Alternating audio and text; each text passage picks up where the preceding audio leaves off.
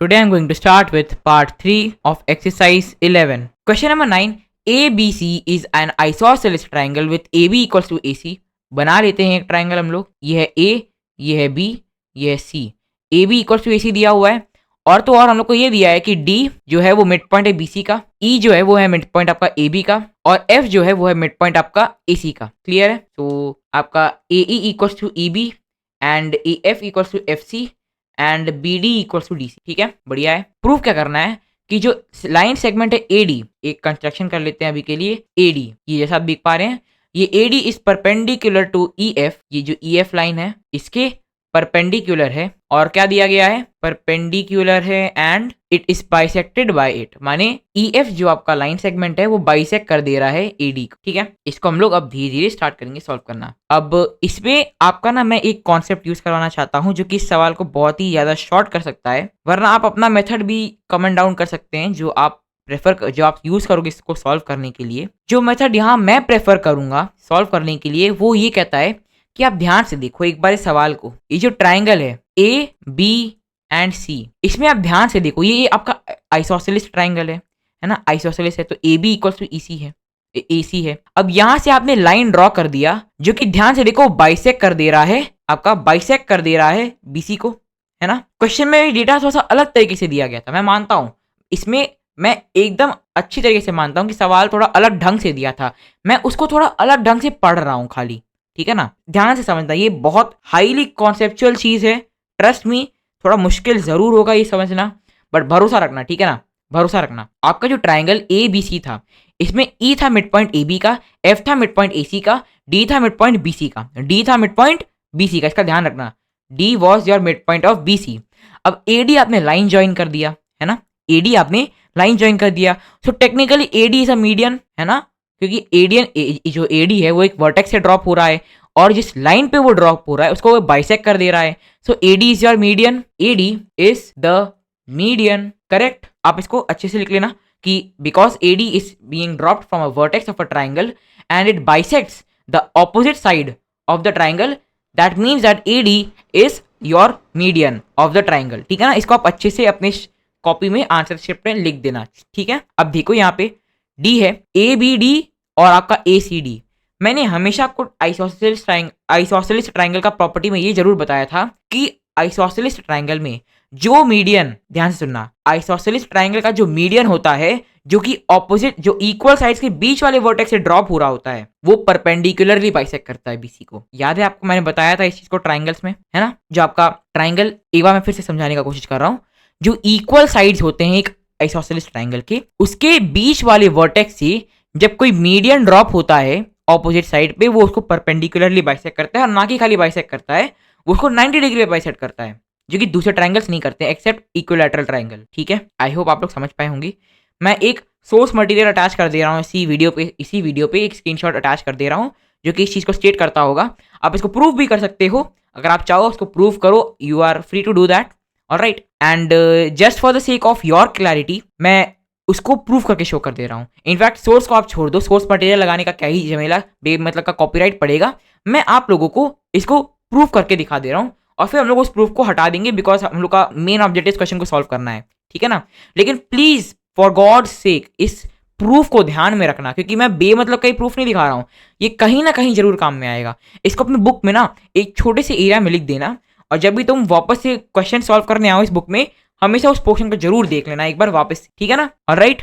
अब देखो कैसे प्रूव करते हैं इसको, कि जो मीडियन ड्रॉप हो रहा होता है इक्वल साइड्स के बीच वाले वर्टेक्स से, वो उसको परपेंडिकुलरली बाइसेक्ट करता है.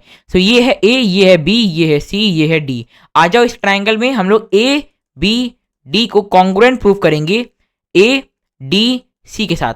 ठीक है, बढ़िया. A, B, D को A, C, D से प्रूव करेंगे. ठीक है ना, A, C, D, ध्यान से देखना. ऑलराइट, अब देखो यहाँ पे हम लोग को पता है कि AB is equals to AC और BD is equal to what, DC. ये हम लोग को पता है क्योंकि ये आपका मीडियन दिया हुआ है ना, AD इज मीडियन.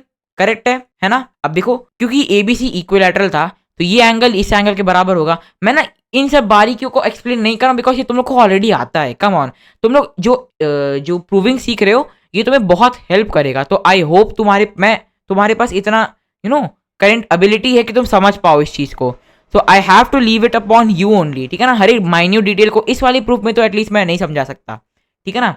सो अब देखो B D equals to D C है और angle B equals to angle C है, because angles opposite to equal sides are equal, है ना। Angles opposite to equal sides are equal, correct है। इसका मतलब triangle A B D is congruent to triangle A C D by SAS, है ना, सास rule. बढ़िया है। अब देखो यहाँ पे इसका क्या मतलब हुआ, सिंपल सा क्या मतलब हुआ आपका, angle A D B that will be equal to angle A D C, correct है। ये आपका सीपीसीटी लगा रहा हूं मैं, इसमें से कुछ भी कॉम्प्लेक्स नहीं कर रहा हूं, है ना।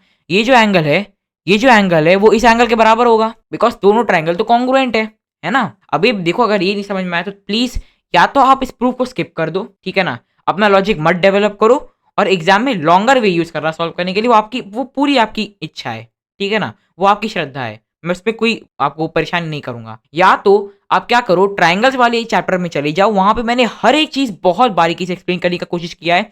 खासकर एक्सरसाइज की एक्सप्लेनेशन वीडियो देख लेना।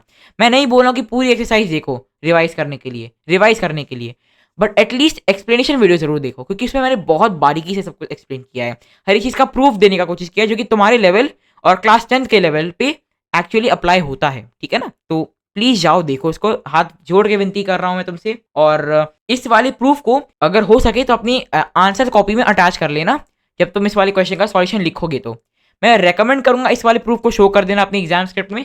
क्या पता तुम्हारी जो टीचर है या सर है बहुत खड़ूस है और उनको हर एक चीज का प्रूफ चाहिए होता है, तो ये प्रूफ बहुत ईजी वे अराउंड है प्रूफ करना, इसको बहुत ईजीली तुम प्रूफ कर सकते हो, जो मैं प्रूफ यहाँ पे शो कर रहा हूँ। It is not at all complex. So ADB is equal to ADC, ये सीपीसीटी से हम लोगों ने प्रूफ कर दिया। अब ध्यान से देखो, BC is a straight line, है ना। अब देखो ये तो स्ट्रेट लाइन में है बीसी, और बीसी के ऊपर एक आपका वर्टेक्स है डी, जिसपे एंगल बन रहा है एबीडी और एडीसी। ध्यान से देखो, अब इसका सिंपल सा मतलब क्या है, angle A B D plus angle A D C, B D नहीं बाबू, यहाँ पे डी भी होगा, ठीक है ना, A D B plus A D C, that is 180 degrees linear pair. याद है, ये भी हम लोगों ने ट्राइंगल्स में एक्सप्लेन किया था। फिर से हाथ जोड़ के विनती करो, जाओ उसके एक्सप्लेनेशन वीडियो को देख लो एक बार, ठीक है ना। So ADB plus ADC again यहाँ पे 180 डिग्री होगा। इसका मतलब because these two are equal, मैं इसको एक्स मान ले रहा हूँ, है ना। So X plus X equal to 180 degrees, माने 2x इक्वल टू 180 डिग्रीज, माने x equal to 90 degrees, correct है। माने हम लोगों ने इस एंगल को 90 डिग्रीज प्रूव कर दिया, इसको हम लोगों ने 90 डिग्रीज प्रूव कर दिया। सिमिलरली ये वाला भी 90 डिग्रीज प्रूव हो जाएगा। बस यही था प्रूफ, कुछ कॉम्प्लेक्स नहीं है इसमें, बहुत इजीली तुम इसको प्रूफ कर सकते हो, बहुत ही आसानी से, ठीक है ना। तो मैं इसको हटा नहीं रहा हूं, ठीक है ना, मैं इस प्रूफ को रहने दे रहा हूं। इस कॉपी, इस वाली पोर्शन में तुम लोग इसका स्क्रीनशॉट ले लो, या तो अपने कॉपी में इसको अटैच कर लो। मैं रेकमेंड करूंगा तुम इसको कॉपी में अटैच कर लो, ठीक है ना। चलो अब हम लोग आगे वाले पार्ट पे आते हैं। तो कहने का मेरा सिंपल यही मतलब है कि जो आपका ए डी सी है दैट विल बी परपेंडिकुलर, जो आपका ए डी है that will be perpendicular to B C. मेरा बस इतना कहने का मतलब था इस प्रूफ से, मेरा बस इतना कहने का मतलब, ठीक है। ऑलराइट, यहाँ पे मैं एक बार फिर से बना दे रहा हूँ।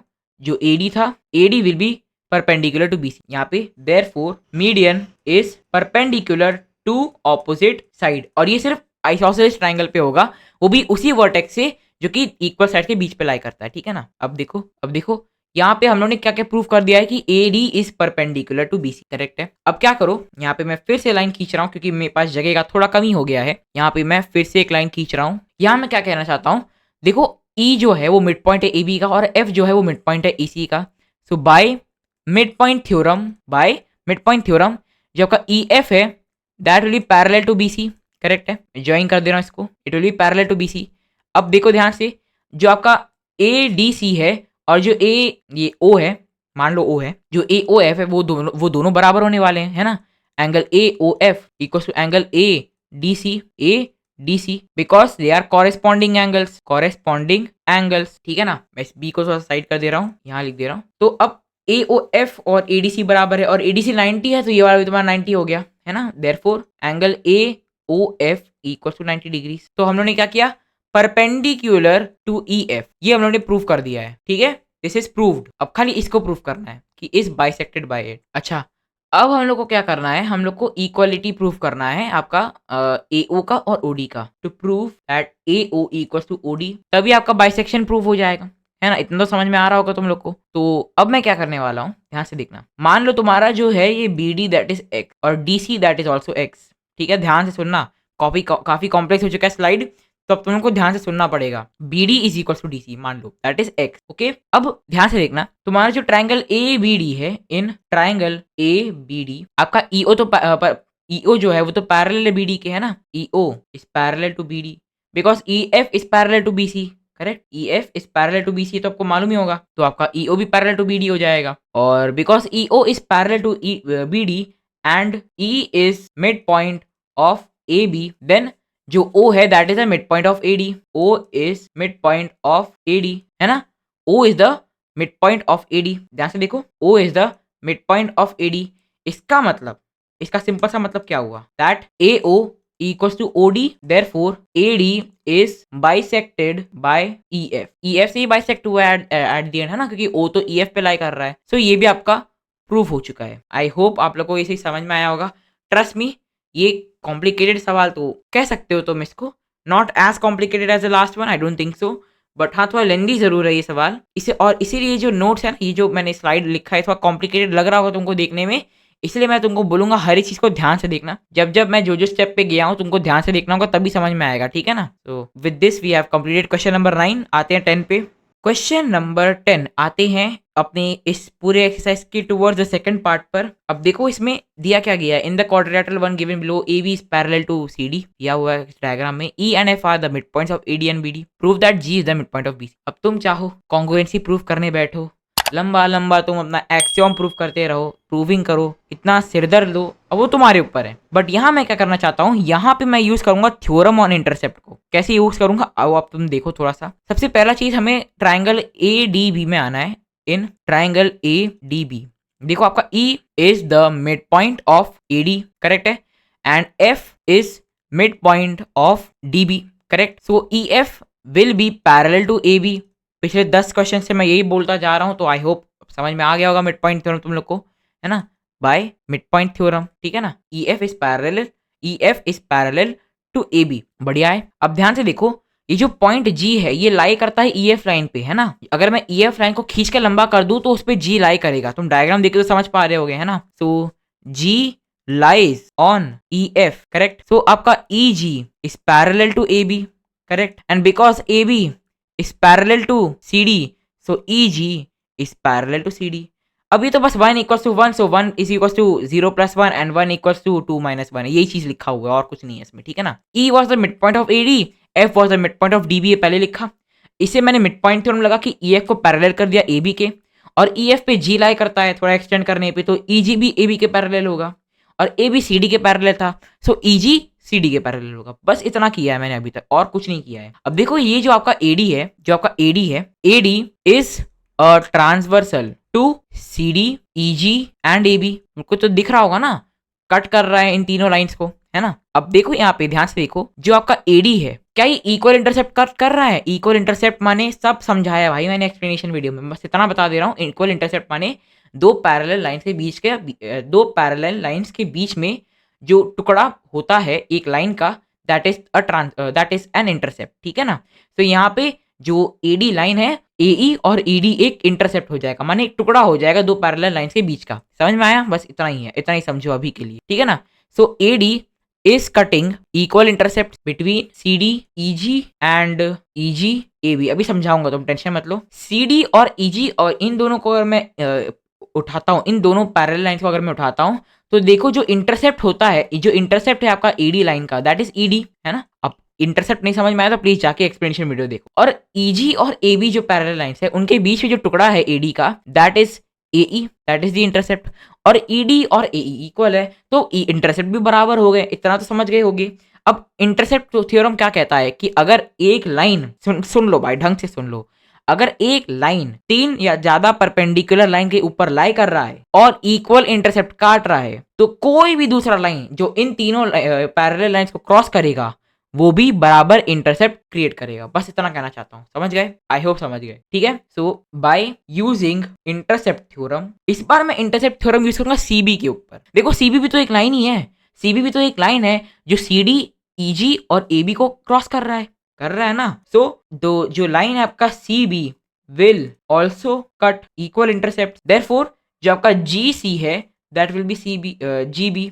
भाई नहीं समझ में आया, मैं फिर से बोल रहा हूँ, जाके एक बार देख लो भाई एक्सप्लेनेशन वीडियो, क्योंकि अगर नहीं देखोगे ना और समझोगे भी नहीं तो भाई सवाल नहीं बनेंगे, सवाल सॉल्व नहीं होंगे तुमसे, मैं मजाक भी नहीं कर रहा हूँ। तुमको समझना होगा एटलीस्ट, अगर तुम नहीं समझने का कोशिश करोगे तो तुम समझ भी नहीं, सॉल्व नहीं कर पाओगे, मेरा कहने का मतलब है, ठीक है ना। तो या तो तुम किताब देख के समझ लो, किताब पढ़ के समझ लो, तुम वो एक चीज़ तुम कर सकते हो, या तो एक्सप्लेनेशन वीडियो में जाके देख लो, वहाँ मैंने प्रॉपर डिटेल में समझाया है तुम लोग को, ठीक है ना। अब जी सी इक्वल्स टू जो आपका जी बी हम लोग ने प्रूव कर दिया है ना, इसका क्या मतलब है, G is the mid point of B C, correct है, बस हो गया, पार्ट नंबर 1 सॉल्व हो गया। अब पार्ट नंबर 2 में ना आपका एक मेथड है जो मैं आप लोग को बता दे रहा हूँ, आप लोग इसको प्लीज होमवर्क में सॉल्व कर लेना। करना क्या होता है, आपको ए डी बी और बी सी डी को कॉन्ग्रुएंट प्रूव करना है, आप लोग का हिंट है, ये वाला ट्राइंगल और ये वाला ट्राइंगल को आप कॉन्ग्रुएंट प्रूव कर दो, आपका सवाल सॉल्व हो जाएगा, जो कि है E G equal to half A B plus D C. आप लोग करना सॉल्व और कमेंट में बताना कि क्या आपसे सॉल्व हुआ है या नहीं, ठीक है ना। और वो मेथड आप लोग प्लीज ट्राई करना, बहुत इजी मेथड है, मजाक भी नहीं कर रहा हूँ, लेकिन मैं उस मेथड में क्यों नहीं जा रहा हूँ, बिकॉज इस क्वेश्चन में मैंने कॉन्ग्रुएंसी प्रूव नहीं किया है, मैंने इंटरसेप्ट थ्योरम यूज किया इस क्वेश्चन को सॉल्व करने के लिए।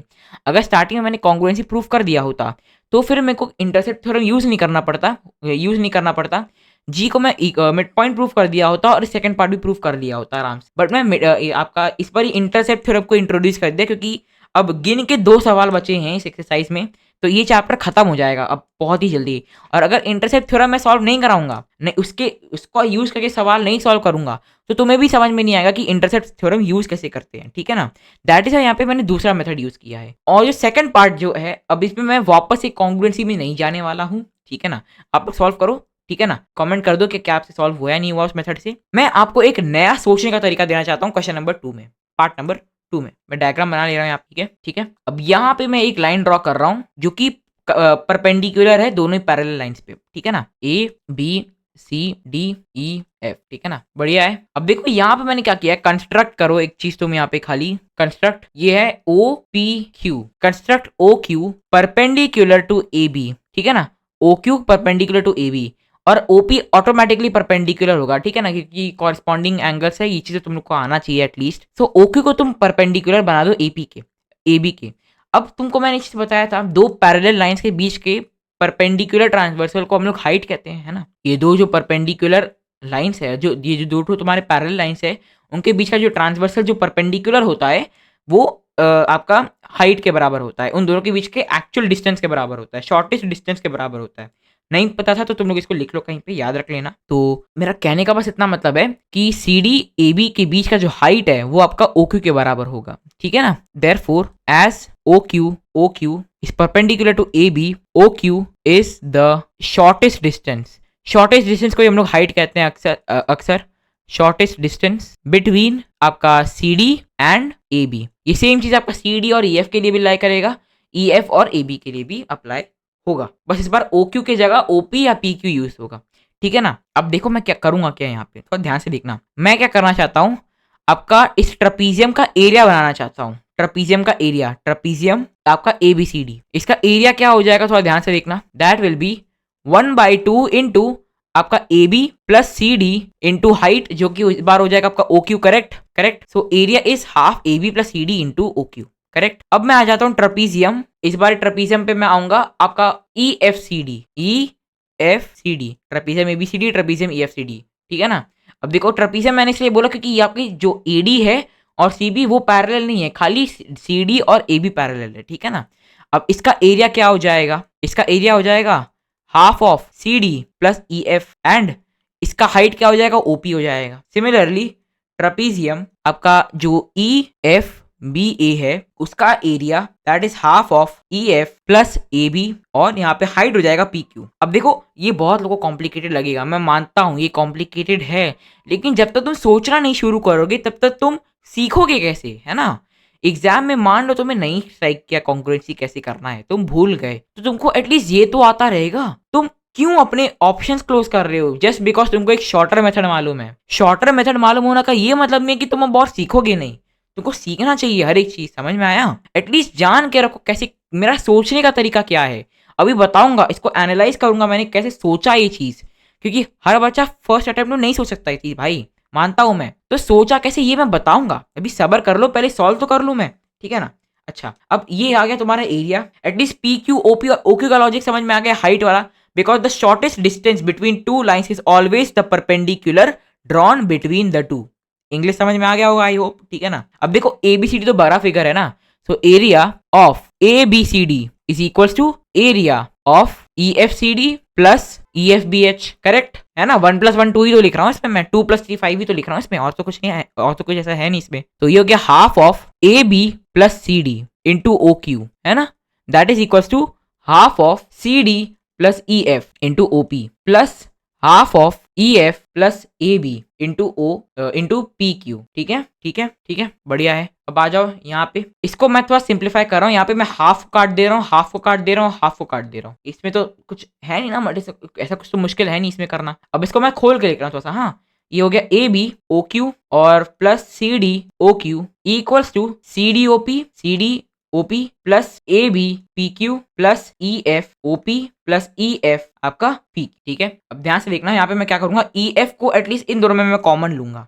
ठीक है ना, ई एफ को मैं यहाँ पे कॉमन ले लूंगा, तो ये हो जाएगा तुम्हारा E F O P plus P. इसका मतलब ए बी और plus C D O Q equal to C D O P plus A B P Q plus E F O P plus P Q क्या था, O Q था, है ना। बढ़िया है, क्लियर है। अब नेक्स्ट क्या करना है मेरे को, अब ये तुम लोग को मिल गया है ना, ये मिल गया तुम लोग को।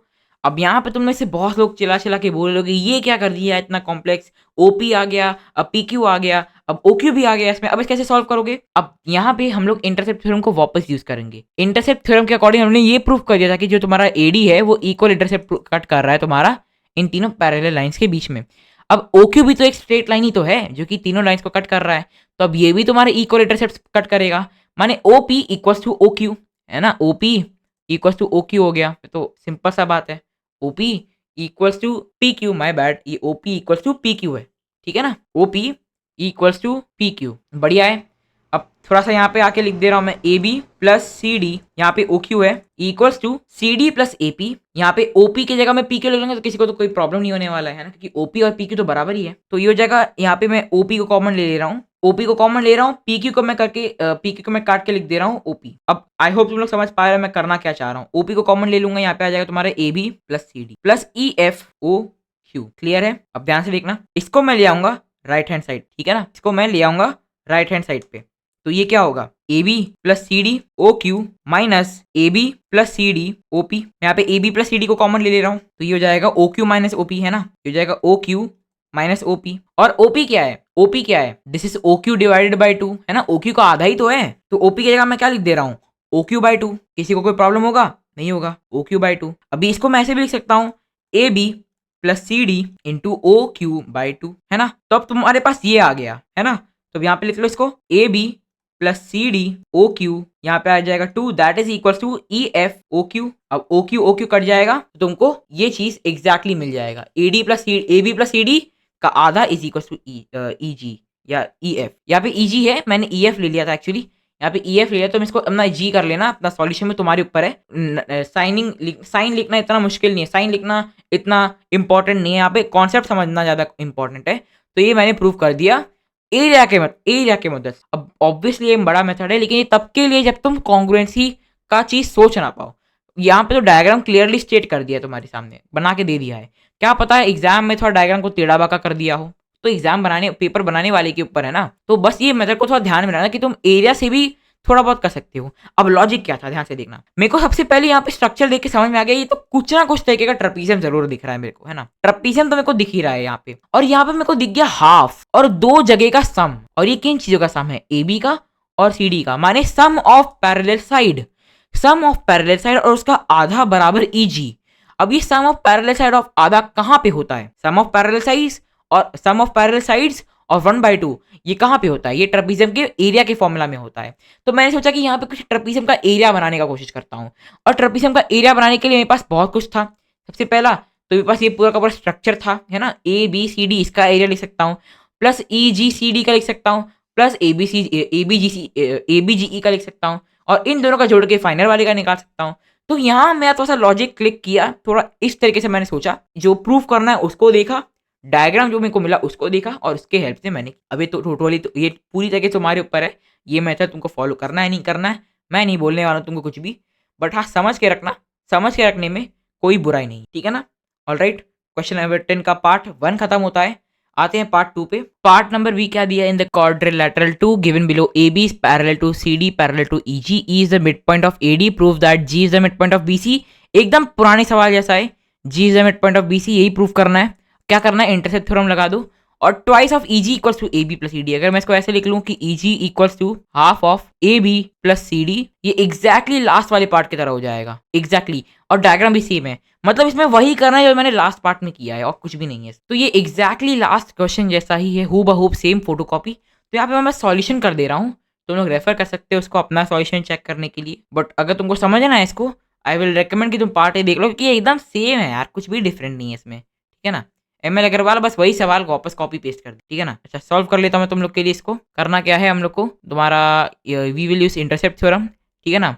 AD is a straight line cutting equal intercepts on the three parallel lines है ना। therefore by using intercept theorem जो तुम्हारा CB है will also cut equal intercept, therefore जो आपका GC है that will be equal to GB। आपका first part prove हो चुका है, बिकॉज हम लोग को यही प्रूव करना था कि G is the midpoint of BC, correct. अब हो सकता है तुम लोग अभी जस्ट ज्वाइन किए इस वीडियो को, ठीक है ना। जो लोग अभी जस्ट ज्वाइन किए इस वीडियो को उन लोग को बता दूं, मैं एक्सप्लेन इसलिए नहीं कर रहा हूँ क्योंकि पार्ट ए एग्जैक्टली इसी का फोटो कॉपी है। पार्ट ए में मैंने 20 मिनट लगा के समझाया है उसको, अपने रॉ रिकॉर्डिंग में देखो तो 20 मिनट, एडिटिंग के बाद मुझे नहीं पता कितना मिनट होगा, बट मैंने यहाँ तो 20 मिनट समझाने का कोशिश किया, तो प्लीज उसको देख लो समझने के लिए। यहाँ पे मैं खाली तुम लोग को सॉल्यूशन दिखा रहा हूँ, ठीक है ना। ओके, हम लोग सेकंड पार्ट क्या प्रूव करें कि 2EG equals to AB plus CD।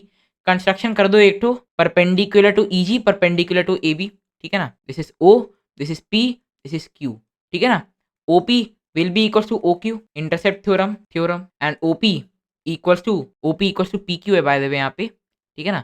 OP equals to OQ by 2, ये दो इक्वेशन हम लोग यूज करने वाले हैं आगे। अच्छा, आप देख लो यहाँ पे क्या है, आपका एरिया ऑफ पूरा का पूरा trapezium that is ABCD that is equals to half AB plus CD OQ, ठीक है। Area of ABCD equals to area of ABGE plus area of ABGE हो गया, और आपका EGCD, इसका मतलब आपका half of AB plus CD OQ equals to half of AB EG OQ by 2, OQ by 2 because PQ था तो PQ is OQ by 2 है ना, because PQ is equals to OP plus 1 by 2 EG plus CD OQ by 2, ठीक है ना। इसमें और तो कुछ ऐसा है नहीं। OQ काट दो, OQ काट दो, OQ काट दो, हाफ काट दो, हाफ काट दो, और यहाँ पे हाफ काट दो। तो यहाँ पे तुमको मिलेगा, नेक्स्ट पेज में आ जाते हैं, AB प्लस CD, ठीक है ना। AB plus CD equals to AB plus EG by 2, है ना। यहाँ पे एक 1 बाई 2 लगा हुआ है, plus CD plus EG by 2, हो जाएगा AB plus CD equals to AB plus CD by 2 plus 2EG by 2। ये जो कट जाएगा इधर आ जाएगा, तो ये तुम्हारा हो जाएगा AB plus CD minus AB plus CD by 2 equals to EG। ये हो जाएगा EG equals to AB plus CD by 2, इधर फेंक दो इसको, ये हो जाएगा तुम्हारा AB plus CD equals to 2EG। हो गया तुम्हारा पार्ट 2 सॉल्व, है ना। एक्सप्लेनेशन चाहिए, जाओ पार्ट 1 देख लो। अब पार्ट 3 में क्या है, इसी जो फॉर्मूले को हम लोगों ने ड्राइव किया, इसी का सस्ता सा एकदम एप्लीकेशन हम लोग को दे दिया गया है। एग्जाम में अगर आता है तो तुम लोग को इसको प्रूव करना होगा, लेकिन 2 सवालों में मैंने ऑलरेडी प्रूव करके शो कर दिया है, तो आई अज्यूम अब तुम लोग को आ गया होगा, क्योंकि मैं ये अज्यूम हमेशा करता हूँ कि तुम लोग साथ में सॉल्व कर रहे हो, ठीक है ना। अगर नहीं करे तो गलती तुम्हारा है, ठीक है ना। देखो EF if AB equal to 6 and DC equal to 4, ये क्या दिया है कि AB इक्वल्स टू 6 और DC इक्वल्स टू 4, हम लोग को EF निकालना है ना। तो देखो EF क्या होता है, दैट इज इक्वल्स टू 1/2, वहाँ पे EG था, यहाँ पे EG था, बट खाली तुम्हारा सिंबल चेंज हुआ और तो कुछ चेंज नहीं हुआ है। So half of AB plus CD that is equals to 1/2 of 6 plus 4 that is 5 centimetre, है ना। 6 plus 4 is 10, 10 का आधा is 5। Similarly AB पूछा है if DC is 8 and EF is 9, ठीक है ना। यहाँ पे क्या पूछा है, यहाँ पे मैं एक चीज खाली लिख दे रहा हूँ यहाँ पे कि AB equal to 6, DC equal to 4 centimetre. अब यहाँ पे हम लोग को क्या पूछा गया है, EF equal to 1/2 of AB plus CD। पूछा क्या गया, AB निकालना है if DC is 8 and EF is 9। तो यहाँ पे क्या कर दो, 9 इक्वल्स टू 1/2 ऑफ AB दिया हुआ है, तुमको नहीं दिया है, AB निकालना है, और DC दे दिया 8, 2 को उधर फेंक दो, हो जाएगा 18 इक्वल्स टू AB प्लस 8 को उधर भेज दो, जाएगा 10 इक्वल्स टू AB। इसका मतलब AB इक्वल्स टू 10 सेंटीमीटर। लो हो गया सॉल्व, तुम्हारा AB सॉल्व हो गया। ये भी, ये था पार्ट 1 का सॉल्यूशन, ये था पार्ट 2 का सॉल्यूशन, और इसी के साथ तुम्हारे 10 के तीनों पार्ट सॉल्व हो चुके हैं।